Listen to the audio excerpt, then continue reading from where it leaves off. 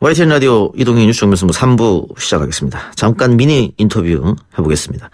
오늘 오후에 이런 기사가 났습니다. 내년 총선을 위해 조국 청와대 민정수석을 영입하겠다. 더불어민주당 부산시당위원장 맡고 있는 전재수 의원이 한 말인데요. 직접 연결해서 물어보겠습니다. 의원님. 네, 반갑습니다. 전재수입니다. 예. 이런 말씀을 갑자기 왜 하셨죠? 아니, 저희가요. 예. 제가 부산시당위원장 아니겠습니까? 예. 그래서 부산시당을 이제 총선 체제로 전환을 했고요. 예. 전환하면서 총선기획단 준비위원회를 이제 출범을 시켰습니다. 예. 그러면 추후에 이제 5월 중하순이 되게 되면은 총선기획단과 인재영입위원회가 공식적인 활동을 시작을 하게 될 텐데요. 예. 그러면은 인재영입위원회 활동을 하게 되면 뭔가 가이드라인이 있어야 될 거 아닙니까? 예. 어떤 분을 영입하겠다. 예. 이런 가이드라인이 있어야 되는데 그 인재영입의 가이드라인을 제시를 한 거죠. 그러니까 조국 수석을 이야기를 한 것이 아니고. 그렇습니까? 예. 가이드라인을 제시를 했는데 예. 일단 첫 번째는 부산 발전 또 시민 행복에 기여할 수 있는 사람. 예. 그리고 가능하면 국정 운영 경험이 풍부한 사람이면 좋겠다. 예. 요 정도의 인재 영입의 가이드라인을 제시를 했던 거고. 그러면 누가 있냐? 예. 라고 이제 기자분께서 물으시길래. 예. 아니 대표적으로 청와대에 조국 수석이 있지 않냐? 예. 라고 했더니 조국 1순위 영입 선언 뭐 이렇게 자극적으로 좀 기사가 나왔던 것 같고요. 예. 네, 그럼에도 불구하고 기왕이 기사가 나왔으니까 이제 드리는 말씀인데 일단은 뭐 영입 1순위라고 해도 과언은 아니다. 이렇게 말씀을 드리겠습니다. 예. 그런데 조국 수석은 그 자신의 그 일하는 게 끝나면은 학교로 돌아가겠다 이렇게 얘기했고 정치 안 하겠다고 했거든요. 본인 의지 혹시 확인해 보셨습니까? 지난 지방선거를 앞두고 이제 부산시장 후보를 저희들이 물색하는 와중에 이게 잠시 이제 뵙기도 하고 그랬더니 팔짝팔짝 뛰시더라고요. 예. 정치는 안 한다. 그러는 와중에 이제 여러 언론사에서 부산시장 여론조사 결과가 나왔는데 오구돈 시장님이 말하자면 필승 카드로 여론조사 결과가 나오더라고요. 예. 그러면서 이제 그 조국 수석에 대한 논의는 이제 뭐 없던 일이 돼버렸던 거죠. 그래서 그 뒤로는 이제 뭐 선거와 관련한 이야기를 한 적은 전혀 없고요.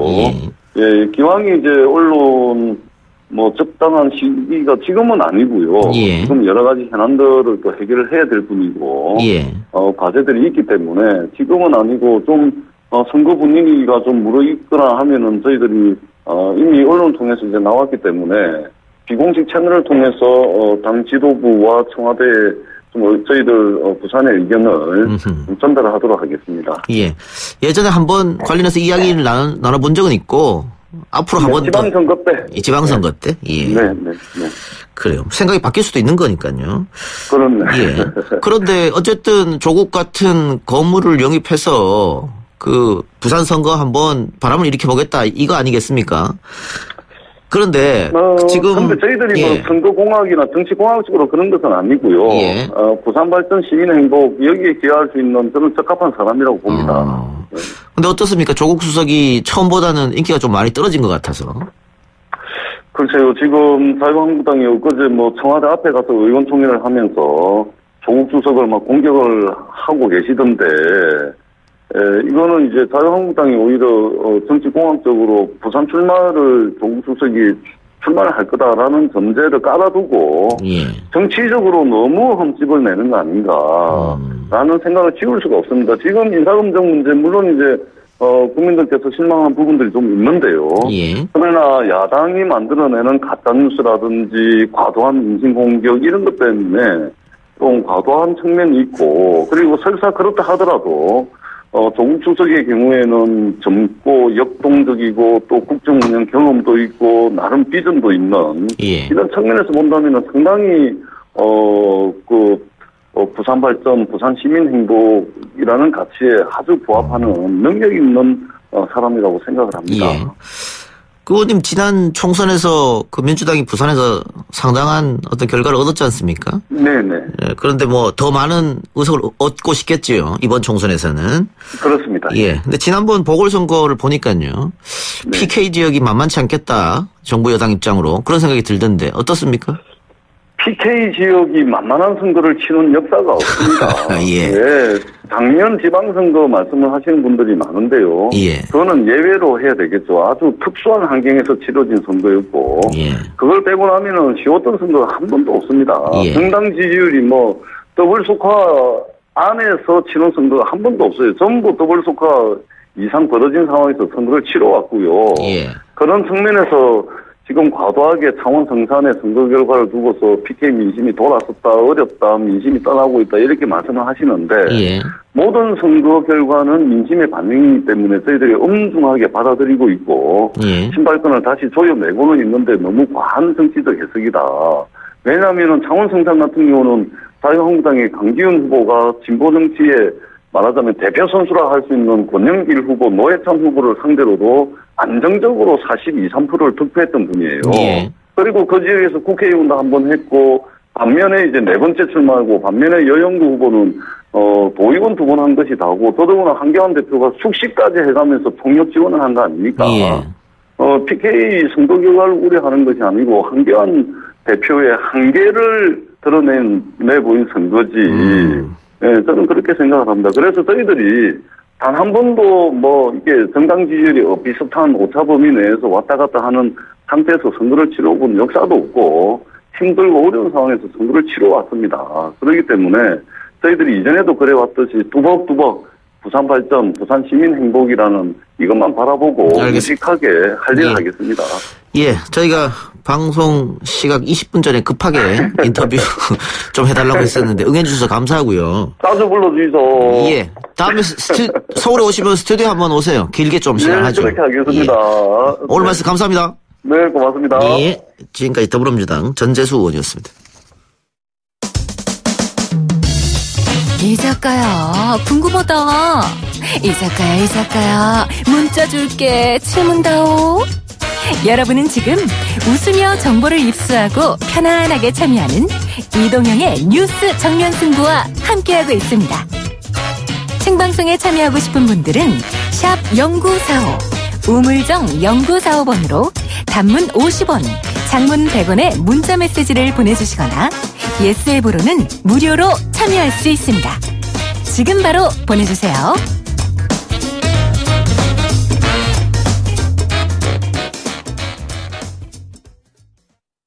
오늘은 대한민국 임시정부가 수립된 지 꼭 100년이 되는 날이죠. 1919년 4월 11일에 의미를 짚어보겠습니다.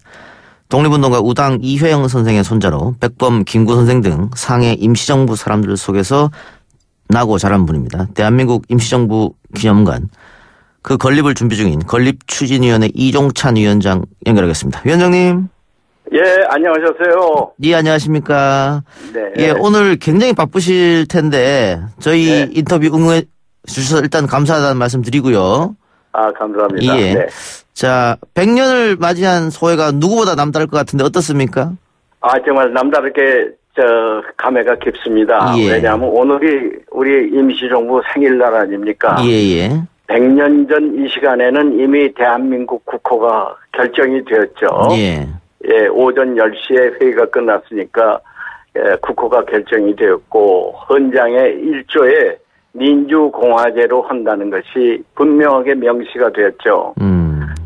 우리가 이제 군주국에서 이제 민주국으로 첫 발을 내딘 날이라고 생각합니다. 예. 그래서 참 뭐라고 이 감동을 표현할 길이 없습니다. 예. 예, 자, 정말 감동스럽습니다. 예. 위원장님 상해에서 태어나셨고 독립운동가들 사이에서 그분들의 투쟁을 지켜보면서 자라셨는데 혹시 기억나는 거 있습니까? 뭐 여러분 다 기억나죠. 예, 물론 예. 제가 나이가 어렸으니까 10살밖에 안 된 나이에 뭐 저 무슨 정치적인 무슨 얘기들이 이런 것은 뭐 제가 기억이가 예. 어렵고요. 예. 다만 그분들이 앉아서 하시는 이 말씀이 예. 사적인 대담보다는 어떻게 나라를 만드느냐 그런 내션 빌딩에 대한 대화를 많이 하시는 것 같은 생각이 지금 확 들어요. 예. 그러니까 그런 분들의 고민은 어떻게 나라를 건설할 것이냐. 예, 독립운동의 이제 첫 단계는 이루어졌는데 해방이 됐으니까 2단계는 어떻게 이거 해야 되느냐 하는 고민들을 많이 하신 걸로 저는 기억합니다. 예, 늘 나라 생각만 하셨군요. 네네. 그러니까 그분들의 말씀, 대화가 저에게는, 항상 이렇게 뭐 공적인 것, 역사적인 것, 이런 대화가 많았던 걸로 생각합니다. 예. 근데 당시 임시정부가 참 힘들었습니다. 여기저기 옮겨 다니기도 하고요. 네네. 일제 핍박도 있었습니다만 경제적 문제도 상당히 있었는데. 네. 혹시 그런 그런 기억들은 나십니까? 배를 골았다든가 이런 것들. 저희 삶 자체가요. 예. 해방되기 전에는 저희 삶 자체가 정말 어려웠던 삶을 살았거든요. 예.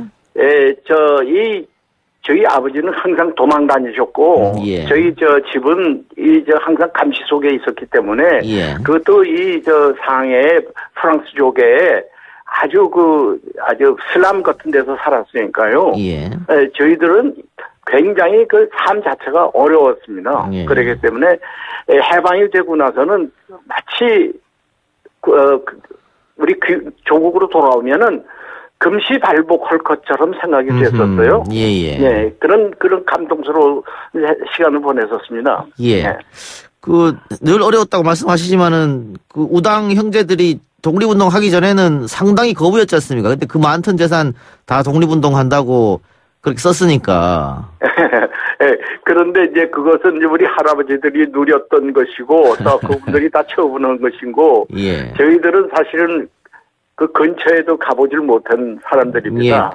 혹시 그 할아버지가 재산 처분하지 말고 우리한테 좀 남겨줬으면 어땠을까 이런 생각 안 해보셨어요? 지난번에 명동에 우리 옛날 우리 할아버지가 태어난 곳이 지금 명동에 YWCA 거기 장소 아닙니까? 거기다 이제 표지석을 하나 세웠어요. 이제 우당 육형제의 생가터라고 해서요. 그래서 그 표지석 세우는 날 저희들이 뭐 간단한 예식을 치렀는데 어떤 정치인이 저한테 와서 농담으로 얘기를 하더군요. 이걸 다 바치지 말고 100분의 1이면 남겨도 괜찮다는 그런 생각을 옆에서는 했는데 저희들은 뭐 감히 그런 생각도 못했습니다. 그렇습니다.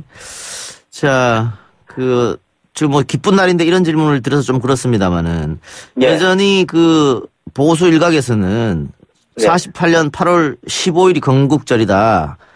이렇게 하면서 임시정부의 의미를 좀 퇴색시키는 시도가 있거든요. 어떻게 생각하십니까? 저는 말이죠. 그분들이 이제 걸핏하면 이승만 대통령을 건국 대통령이라고 이렇게 48년 건국 대통령이라고 내세우는데요. 이승만 대통령의 뜻을 또 모르는 사람들 같아요. 이승만 대통령 자신이 그런 생각을 안 했습니다.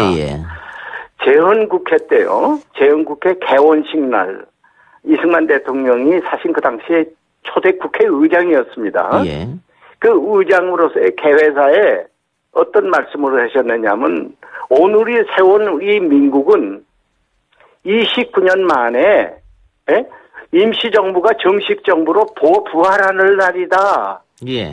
그렇게 말씀을 하셨어요. 그 얘기는 뭐냐면 이미 대한민국이라는 국호는 1919년서부터 써왔다. 그 당시에는 임시정부였지만 오늘 이제 정식 정부가 되는 것이다. 이런 말씀이거든요. 그러면 이런 역사의 연속성을 생각을 해야지 역사를 뚝 잘라가지고 언제부터 시작했다. 이거는 제가 생각할 땐 역사적도 잘 모르시는 분이고 이제 헌법도 잘 모르시는 분들이고 이승만 대통령이 어떤 분이라는 것도 잘 모르고 그분의 주장이 무엇인지도 잘 모르는 주장인 것 같습니다. 알겠습니다. 자, 지금 우리 헌법을 보면요. 3.1운동으로 건립된 대한민국 임시정부의 법통을 개성한다 이렇게 정확하게 쓰여져 있는데 이 문구를 넣는 과정에서 이종찬 위원장의 역할이 컸다 이렇게 알고 있는데 맞습니까? 제가 좀 역할을 좀 했습니다. 뭐냐 하면은 재헌국회 때는 아까도 얘기한 것처럼 부활이라는 이런 좀 이렇게 막연한 얘기를 했었어요. 예, 그래서 이런 뜻이다 저런 뜻이다 이렇게 해석상의 차이가 있었을 수가 있었습니다. 예. 그래서 특히 유신헌법이나 제5공화헌법에서는 전혀 그런 데 대한 근거조차 없었고요. 다시 87년도에 이제 민주화가 되면서 다시 헌법을 개정을 할 때는 이젠 분명히 재헌국회 때 얘기한 것을 좀 더 분명히 해야 되겠다는 뜻에서 예. 김준효 선생이라든가 여러분들이 그런 말씀을 하셨어요. 예. 예, 저에게도 김준효 선생이 이런 문구를 이렇게 분명히 넣지 않으면 나중에 또 혼란이 또 올 수가 있다. 예, 그래서 이것을 좀 꼭 넣도록 해라 하는 당부를 하셔서 제가 사실은 그 당시 저는 헌법 개정위원이 아니었기 때문에 현경대의원에게 그 뜻을 전했죠. 그랬더니 현경대의원이 전부 이 문제를 다시 가다듬고 제가 또 야당 의원들에게도 설득을 했더니 야당 의원들은 그 당시에 다 동의를 해줬어요. 아하, 예. 예. 그래서 이건 만장일치로 합의된 문구입니다. 예. 예. 그래서 이거는 우리의 역사를 분명히 우리 정부의 성격이라든가 이런 것을 분명히 하는 거기 때문에 상당한 의미가 있다고 생각합니다. 그 임시정부 역시 우리 국회 시작이라고도 볼 수 있는데요. 정치의 시작이고. 그런데 임시정부가 그 한때는 각 의원들 또 독립운동가들의 또 이념이나 출신지 의견이 달라가지고 약간 분열하는 모습도 있었습니다. 네네. 예, 그리고 그 후에 또 우리 또 재헌 국회가 만들어지고 이후에도 조금 여야 갈등이 좀 많았거든요. 위원장님도 국회의원 하셨습니다만은. 근데 지금도 그런 여야 갈등이 많은 것 같아요. 이 갈등과 분열 어떻게 하면 해결할 수 있을까요? 저는 꼭 한 가지 말씀드리고 싶어서 임정 정신으로 좀 돌아갔으면 좋겠다 이런 생각이 듭니다. 임정 정신이라는 게 뭐냐? 자주 독립, 민주공화, 그 다음에 통합입니다. 통합. 여기에는 사상과 이념과 지역과 세대 이런 갈등을 모두 통합이라는 우리나라를 갖다가 올바르게 자주 독립하고 민주공화제를 이룩하기 위해서는 통합하자는 뜻입니다. 지금도 우리는 우리나라를 올바르게 끌고 나가기 위해서는 여야 갈등의 폭을 좀 줄여서 서로 통합하는 그러한 마음으로 돌아갔으면 좋겠습니다. 그게 바로 임정정신이라고 생각해서요. 저는 어제 대한민국 임시의정원이 개원하는 날 아니었습니까? 100년 전에요. 그러니까 이제 100년 됐으니 이제 여야도 당시 100년 전에 임시의정원이 통합했던 그런 똑같은 마음으로 좀 돌아가셨으면 좋겠다는 생각을 했습니다. 오늘 또 여야 의원들이 그 중국의 임시정부 청사 같이 방문했다고 하는데 정말 기뻐해야 할 일이라고 생각합니다. 오늘만큼은 정쟁이 없었으면 하는 그런 생각이고요. 위원장님 임시정부 100주년을 맞이한 올해 특히 그 사회주의 사상을 가졌던 독립운동가들의 서훈 문제가 좀 불거졌습니다. 약산 선생에게 서훈을 해야 되느냐 이런 논란이 있는데 여기는 어떻게 생각하십니까? 저는 서훈은 좀 빠르다고 생각합니다. 아직도 우리가 이런 통일 시대에까지 접어들지는 않았기 때문에 이거는 서훈까지는 저는 기대하지 않습니다. 다만 그분의 역사적인 기록, 역사적인 성과, 항일 투쟁은 이것은 우리가 온전하게 좀 정리를 해놓을 필요가 있습니다. 특히 약산의 경우는요, 그 양반이 여기서도 사실은 일제 때 그냥 현상금이 제일 많이 붙은 분입니다. 그리고 일생을 정말 항일 투쟁을 위해서 몸담아서 싸웠던 분입니다. 해방정국에서 그 양반이 여기서 견디질 못하고 오히려 노독수리한테도 그냥 고난을 당하는 그런 수모를 당하고 친일 경찰 그래갖고 월북을 해서 거기서도 또한 중국 장개석 정부의 스파이라고 몰려가지고 또 말하자면 숙청을 당하고 그러면 일생을 독립투쟁을 위해서 싸웠던 분인데 여기서도 자리 못 잡고 저기서도 말하자면 숙청을 당하고 한다면은 그분의 영혼은 누가 과연 위로를 해줘야 되겠느냐. 예. 이런 생각을 하면서 역사를 정리해서 그분의 그 상일투쟁에 했던 그 정열이다. 이런 거는 좀 위로해 줄 수 있는 그런 뭔가 근거는 좀 이번에 남기자. 알겠습니다. 우리 임시정부 기념관에는 그렇게 기록을 해놓자. 예. 이런 뜻입니다. 알겠습니다. 그러니까는 그 서훈은 안 되더라도 역사적 공은 올바르게 기록하고 또 자란 아이들에게 가르치자 이런 입장이시네요. 그렇습니다. 네. 예. 한때는 그 약산이라는 이름조차 거론 못했던 시절이 있었으니까요. 네, 그렇습니다. 예. 네. 그러면은 이 문제는 어떨까요? 저 얼마 안 남았는데 6월 6일입니다. 역시 반민특위 습격 사건이 있었던 날이거든요. 그러니까 당시에 반민특위가 해체되면서 우리는 그 민족 반역자들을 처단할 수 있는 기회를 날려버렸다. 이렇게 많은 역사학자들이 주장하는데 위원장님 독립운동가 후손의 입장으로서 친일파 청산 문제 관련해서는 어떻습니까? 아직도 좀 아쉬움이 남는다 이런 입장이십니까? 어떻습니까? 네, 아쉬움이 남습니다. 그 당시에 반민특위를 제대로 했으면은 오늘날 많은 것을 청산할 수 있었을 텐데 많은 것을 숙제로 남아서 이제 와서 우리가 다시 과거사 정리하는 뜻에서 이런 일을 자꾸 쳐들고 나온 것은 우리의 선배들이 그 일을 제대로 안 해서 우리가 이 문제를 처리할 수밖에 없는 것이 됐는데요. 지금도 친일파 적폐 청산 이런 문제를 대통령이 얘기할 정도로 아직도 남아 있다면 그건 비극이라고 생각합니다. 그래서 저는 이것은 참으로 그 당시에 정말 우리에게 너무 많은 것을 청산하지 못했다고 지금 생각하고 있습니다. 100년 전 임정 요인들은 당연히 독립을 최고의 꿈과 이상으로 꿈꿨을 테고요. 그런데 그 이후로 독립이 됐습니다만 나라가 또 반쪽이 됐습니다. 분단이 됐고요. 그래서 백범 선생도 항상 통일을 꿈꿨을 텐데 그 새로운 100년, 앞으로 다가올 새로운 100년은 어떻습니까? 백범과 임정 요인들이 꿈꾸던 그런 나라로 갈 수 있겠습니까? 통일을 비롯해서? 사실은 백범 선생 혼자만 생각했다는 것은 아니고 그 당시 임정에 참여했던 모든 분들의 꿈, 그것이 이제 건국강령이라는 걸로 압축이 됐었죠. 그런데 그 건국강령이라는 것으로 비춰볼 때 오늘날 얼마나 그 건국강령에 충실했느냐 하면 한번 또 우리가 반성을 볼 필요가 있죠. 또 건국강령이 너무 많은 것을 이루려고 했던 욕심난 부분도 있습니다. 그러나 우리가 그를 향해서 좀 가고 있다. 저는 그렇게 낙관을 하고 있습니다. 특히 저 근래 우리나라가 인구 5천만 명 되는 사이즈에서 개인당 소득이 3만 달러를 이룩했다는 것은 대한민국이 하나의 기적을 이룬 것이다. 이렇게 평가를 하고 있거든요.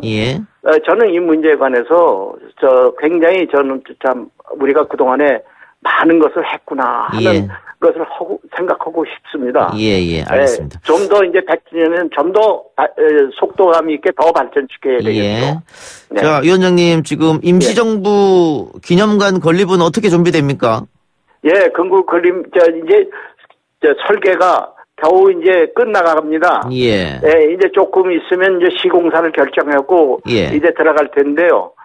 그동안에 사실은 2019년 4월 11일 오늘 준공했어야 옳았을 텐데 준공하지 못한 것을 국민 여러분께 대단히 송구스럽게 생각하고 유감스럽게 생각합니다. 그러나 2년 늦어졌으니까 2년 후에 2021년에는 꼭 국민들에게 임시정부 기념관을 한번 선보일 수 있도록 하기를 제가 열심히 뛰겠습니다. 알겠습니다. 마지막으로 위원장님, 우리 자라나는 어린 세대들에게 한마디 해주시죠. 여러분, 젊은 세대들에게 꼭 제가 하고 싶은 말은 이겁니다. 1919년 4월 10일 29명의 초기 임시정부 의정원이 탄생했습니다. 그 의정원의 주축이 뭐냐? 2030 세대입니다. 우리 국호를 결정하고 헌장을 만드는 것이 전부 2030 세대에서 다 만들었습니다. 그러니까 젊은이들에게 제가 꼭 당부하고 싶은 것은 지금 우리는 어른들만 따라가는 세대가 아니라 우리들도 뭔가 만들어질 수 있는 세대라는 것을 항상 생각하고 많은 역할을 해주시기를 바랍니다. 위원장님 오늘 인터뷰 감사합니다. 감사합니다. 예, 고맙습니다. 지금까지 대한민국 임시정부 기념관 건립추진위원회 이종찬 위원장이었습니다.